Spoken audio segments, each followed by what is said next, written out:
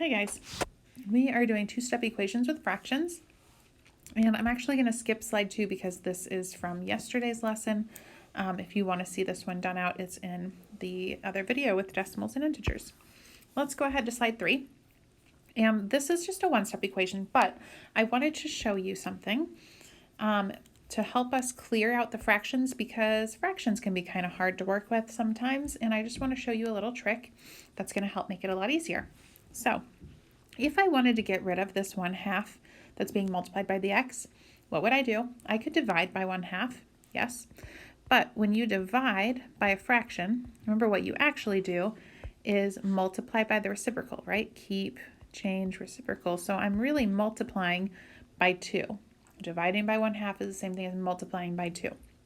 Okay, so when I do that here, I'm multiplying by 2 on both sides, and look at what happens. This is really like a 2/1, and if I cross simplify, those cancel out, and I really just have 1 x left over, or just x. Okay, so again, look at what happened. I cross simplified here, and it got rid of the denominator of my fraction. I can clear out fractions by multiplying by the denominator. That gets rid of them, and it leaves this left over, 1x. Okay, and then on the other side of my equation, I would actually just need to solve that, which 7 times 2 is 14. So x equals 14. So it's not always multiplying by 2. It's multiplying by whatever the denominator is.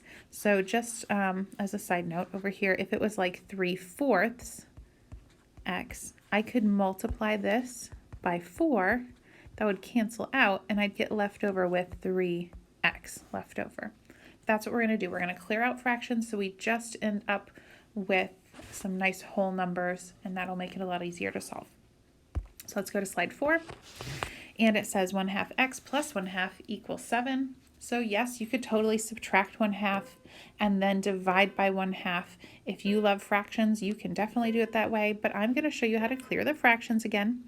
So here, my denominator is 2 for my fractions, so that's what number I'm going to multiply by. I have to multiply every single term by that number though, so that I can keep it balanced. So I'm going to multiply this by 2, multiply this by 2, and multiply this by 2. So now I'm just going to rewrite the problem.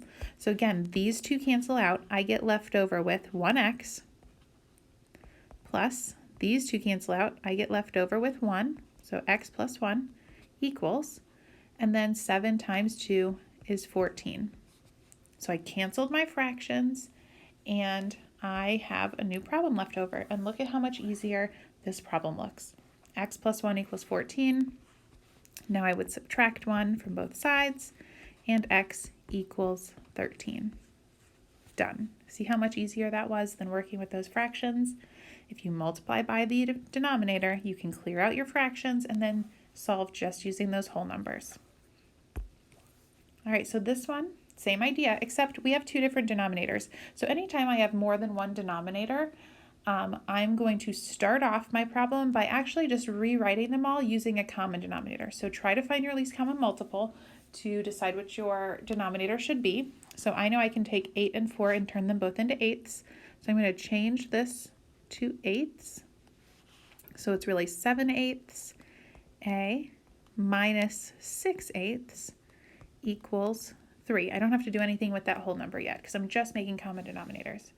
And now I can multiply everything by 8. So this times 8, and the 3 times 8. So when I rewrite my problem, remember that this cancels out. I have 7a minus, this cancels out. I have 6 left over. And then 3 times 8 is 24. I actually have to multiply that part. And then I can solve that like normal. So draw your line. It's subtracting 6, so I'm going to add 6 to both sides. 7a equals 30. And then divide by 7, divide by 7. And I'm not actually going to do this division because since my original numbers were fractions, I'm expecting my answer to also be a fraction if it's not a whole number. And also, these denominators are not always going to give you pretty decimals. So let's just go with fractions. So I'm going to rewrite this as 30 over 7, and then just simplify that into a mixed number. So 7 comes out of 30 4 times, because that's 28. So I have 2 left over. 4 and 2 7s. Remember, top dog in the house, 30 divided by 7 came out 4 times with 2 left over. That's how I got 4 and 2 7s. So A equals 4 and 2 7s. And that's my answer. All right, think about what denominator we should make these first. I have thirds and fourths. I'm going to change those into twelfths. Try to go with the least common denominator. That will make your life a little easier. Smaller numbers. Okay, so rewrite your problem so that they are in twelfths. So I have 8 twelfths minus 9 twelfths. P equals 5. Just keep your whole number. Now I can multiply this by that common denominator. So times 12 times 12 times 12. And go ahead and simplify that out. So those cancel. I have 8 minus, those cancel, 9p equals, and then 5 times 12 is 60. Okay, now I need to solve this. This one's a little tricky because our variable is second, the second term in my equation. So this subtraction, remember, if you keep, change, this is really 8 plus negative 9p. So when I want to get rid of this 8, notice it's being added here. So I'm really going to be subtracting 8 from both sides. That usually tricks people just a little bit because you saw that subtraction sign. So you want to add your 8, but really it's that 8 is a positive 8 and something is being subtracted from it. So then I have negative 9p equals 52. And then divide by negative 9, divide by negative 9. Again, rewrite it as a fraction, 52 over 9. 9 comes out of 52 5 times, which would be 45. So 52 minus 45 leaves me 7 left over. So I'm getting 5 and 7/9. I do want to check my sign though. It was a positive divided by a negative. Don't forget your sleeping dog. So positive and negative leaves me with a negative answer. So this is really negative 5 and 7/9 is equal to P. Okay, this one's got a little something extra because there is a mixed number. So first thing I really want to do here is make them all just look like fractions. So I need to make this improper. So I'm going to do my cartwheel. 2 times 2 plus 1. So this is really negative 5 halves k plus 5/6 equals negative 10.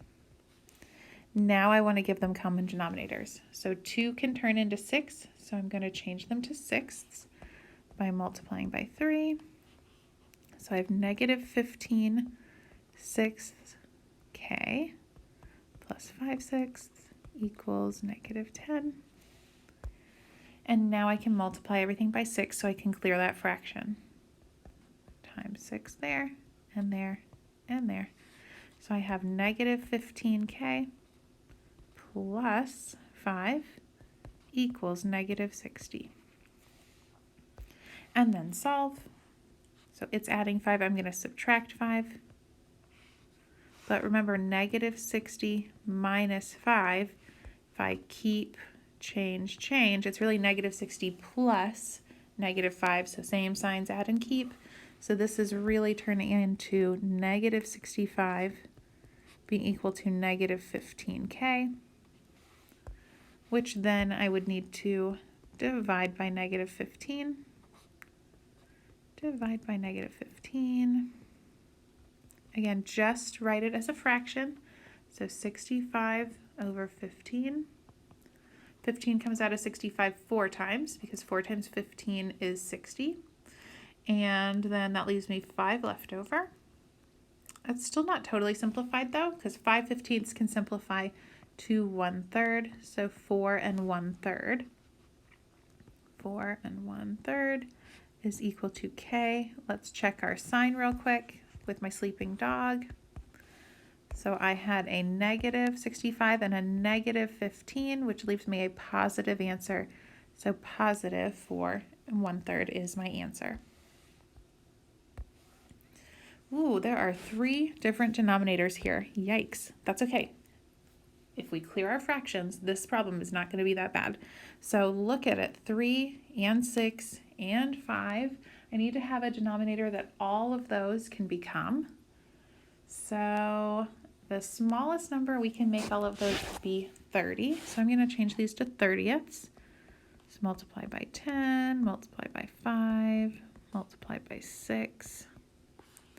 So this is really 20 30ths y minus negative 25 30ths equals negative 24 30ths. And then look, when I multiply everything by 30, multiply it by 30, multiply it by 30, this is beautiful because all these 30s just kind of go away. And I can rewrite my problem as 20y minus negative 25 equals negative 24. And then I can solve that problem. That's so much prettier. So since this is subtracting negative 25, I'm going to add negative 25, add negative 25. So on this side, I get left over with 20y equals negative plus negative, same signs, add and keep, would leave me a negative 49 because I'm going to add them. And then divide by 20 on both sides. So 49 20ths. 20 comes out of 49 2 times because that's 40 with 9 left over. So I'm getting that y equals 2 9 20ths. Let's check our sign real quick. Here's my sleeping dog. I had a negative 49 and a positive 20, which leaves me with a negative answer. So negative 2 and 9 20ths is my answer.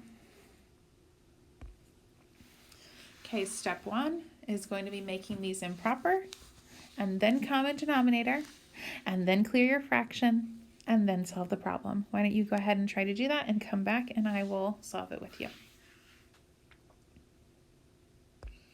Okay, so I'm going to make these improper for starters.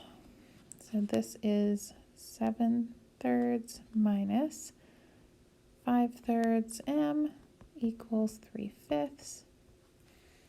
Then I'm going to give them common denominators, so 3 and 5 can become 15. So multiply these by 5 and these by 3. So this is really 35 15ths minus 25 15ths m equals 9 15ths. And then when I go ahead and multiply everything by 15 to clear that fraction, I'm going to kind of do it like distributive just to save some time. It's going to clear all of those 15s out, and I get left over with 35 minus 25m equals 9. And then we can solve that problem. So here this is a keep, change, change. So that's adding that 35. So I'm going to subtract 35 from both sides.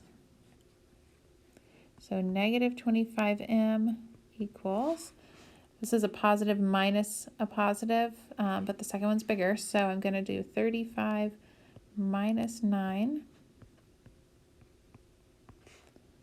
which leaves me with 26, but it's a negative 26. And then divide by negative 25, divide by negative 25, and then I can just rewrite it, 26 over 25, which is 1 and 1/25. 1 and 1/25. And then don't forget to check your sign. There's my sleeping dog. I have a negative 26 divided by a negative 25, which is a positive number. So m equals positive 1